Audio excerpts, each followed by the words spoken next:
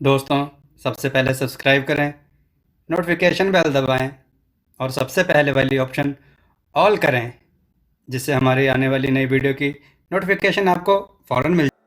मगर इसकी क्या कमजोरी है? उत्सुकता से राजा बोले। महाराज, इसकी कमजोरी है मदिरा और सुंदर नारी। मंत्री ने राजा को कहा, मदिरा और सुंदर नारी, मगर उससे क्या होगा? राजा चंद्रदेव बोले, आप चिंता छोड़िए महाराज और आदेश तो दीजिए, इस कार्य को हम पूरा कर देते हैं। जब अपना ही कुत्ता काटने को दौड़े तो उसे मार देना ही चाहिए, इसी में सबका भला है। समझाते हुए मंत्री राजा से बोला, तो ठीक है मंत्री, आपको जैसा करना है वैसा कीजिए, मगर याद रहे कोई चूक नहीं होनी चाहिए, क्योंकि हमारी एक भी चूक उसे पुनर्जीवन दे देगी और उसका पुनर्जीवन पूरे साम्राज्य को, हिमालयन साम्राज्य को मिट्टी में मिला देगा। समझाते हुए चंद्रदेव बोले और उठकर जाने लगे। आप बिल्कुल भी चिंता ना करें महाराज, आप निश्चिंत रहें, उसके 25 घंटे होने से पहले ही उसका काम तमाम हो जाएगा। सेनापति विकराल अपने शयन कक्ष में लगातार मदिरा पीते जा रहा था और ठहाके लगाता जा रहा था। तभी मंत्री हाथों में मदिरा का मटका लिए और साथ में एक सुंदर सी लड़की को लिए कमरे में प्रवेश किए। फिर उन्होंने बोला, सेनापति विकराल की जय हो।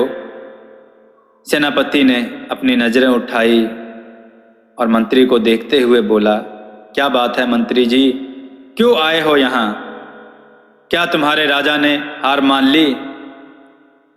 कोई संदेश लाए हो या राजकुमारी को ही लेकर स्वयं आए हो? मुस्कुराते हुए मंत्री ने कहा, सेनापति, आप बिल्कुल भी चिंता ना करें, हमेशा से आपकी ही जीत हुई है और इस घड़ी में भी आप ही की जीत होगी। महाराज ने तो आपके आराम के लिए मदिरा की मटकी और इस अप्सरा को भेजा है। देखिए तो एक नज़र इसकी तरफ, कितनी खूबसूरत है। यह कहते हुए मंत्री ने मटके को वहीं सामने रख दिया और उस लड़की को सेनापति के बगल में बैठ जाने का इशारा किया। सेनापति उस लड़की के गाल को छूते हुए बोला, बहुत सुंदर, अति सुंदर। कम से कम राजा ने मेरे लिए इतना तो सोचा, मगर सिर्फ 24 घंटे राजा से कह दीजिएगा कि मेरा मन तो राजकुमारी को पाने का ही है। जब तक वह मुझे नहीं मिल जाती तब तक मैं इससे काम तो चला लूँगा, लेकिन मुझे सिर्फ वही चाहिए, सिर्फ वही। आप बिल्कुल भी चिंता ना करें सेनापति जी, जो आपकी इच्छा है वह जरूर पूरी होगी। जब तक आप इस मदिरा और नारी के साथ मजे कीजिए, मैं चलता हूँ। कहते हुए वह कमरे के बाहर निकल गए और कमरे का दरवाजा बंद कर दिया। लंबे लंबे बाल, लालिमा युक्त गाल, माथे पर गजरा, आंखों में काजल, छरहरा बदन और कातिल निगाहें। सेनापति विकराल लगातार उसे देखते जा रहा था और बार बार उसके गले को सहलाता जा रहा था, बालों को सहलाता और कहता, कब तक, आखिर कब तक मेरी नजरों से बची रहोगी राजकुमारी? आज नहीं तो कल तुम्हें तो मेरा ही होना है, मेरा ही होना है। कहते हुए वो लगातार मदिरा पिए जा रहा था। फिर धीरे धीरे उसका नशा चढ़ने लगा। वह उस लड़की को बिस्तर पर लेटा दिया और उसके शरीर को सहलाने लगा। सहलाते सहलाते धीरे धीरे उसकी आंखें बंद होने लगी। वह राजकुमारी राजकुमारी बोलते हुए लड़खड़ाकर बिस्तर पर एक तरफ गिर पड़ा। दूसरे दिन दरबार सजी हुई थी। राजा और उसके सभी दरबारी दरबार में बैठे हुए थे और लगातार मुस्कुराए जा रहे थे। सभी के चेहरे पर एक गजब सी खुशी दौड़ रही थी। तभी सेनापति विकराल की आंखें खुली। एक बार जो उसकी आंखें खुली तो खुली की खुली ही रह गई। वह चिल्लाया, धोखा, धोखा, मेरे साथ धोखा किया है तुम लोगों ने। सेनापति विकराल के हाथ और पांव बड़े बड़े जंजीरों में बांधे जा चुके थे और वहीं सामने के खंभे से उन जंजीरों को बांध दिया गया था। काफी मोटे और बड़े जंजीर थे।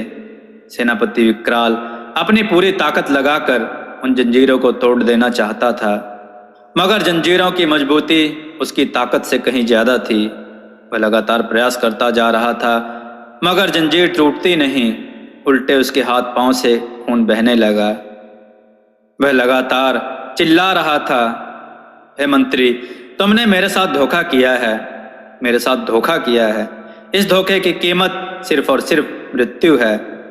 मैं तुम में से किसी को जिंदा नहीं छोड़ूंगा।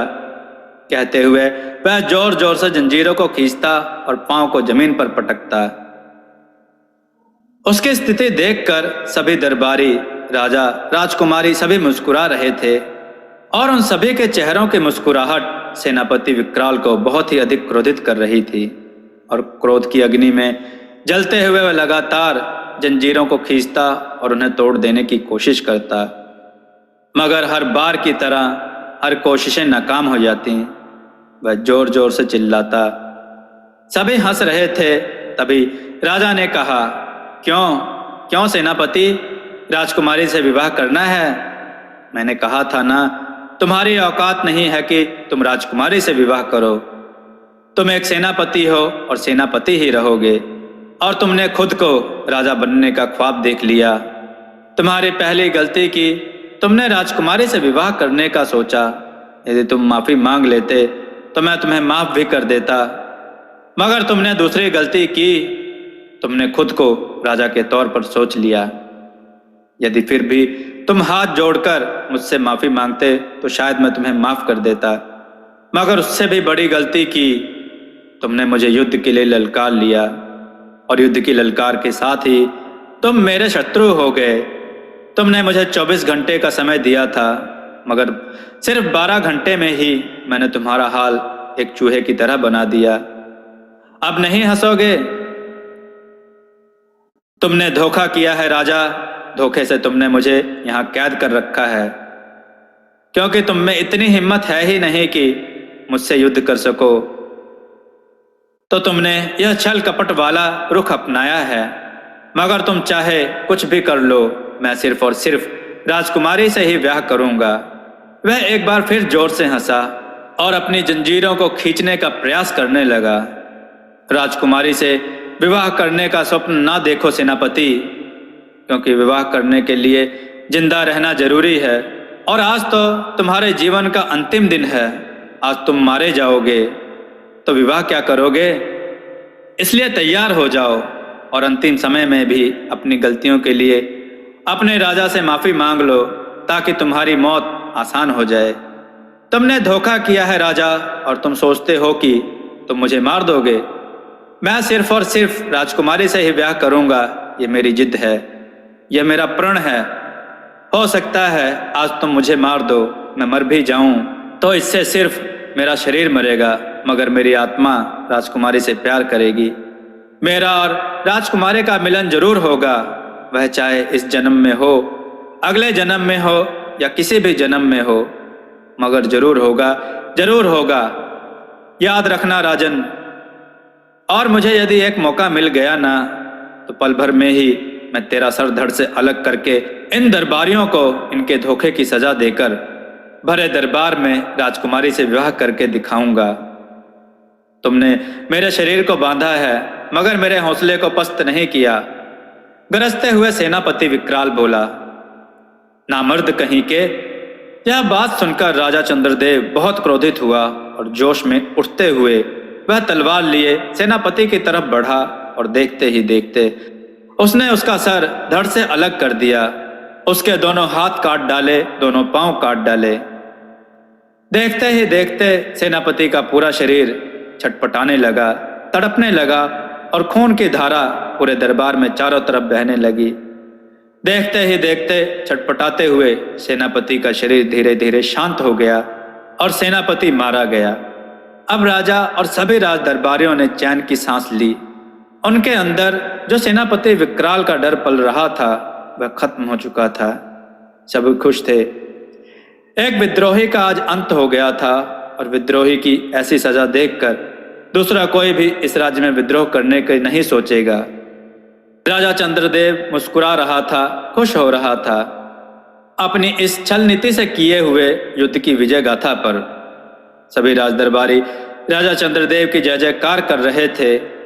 फिर राजा चंद्रदेव ने आदेश दिया, सेनापति के शरीर को आग के हवाले कर दिया जाए ताकि इस देशद्रोही का नामो निशान मिट जाए।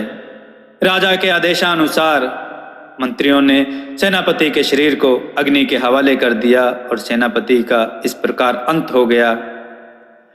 सारा राज्य खुशी खुशी एक साथ रहने लगा और सेनापति के भय से सारे राज्य के लोग मुक्त हो गए। मित्रों, आपको यह कथा कैसी लगी? अपने विचार और सुझाव कमेंट में जरूर दें। हमारी कथाओं को लाइक करें, हमारे चैनल को सब्सक्राइब करना ना भूलें। हमारी कथाओं को शेयर जरूर करें जिससे लोगों को अच्छा ज्ञान प्राप्त हो।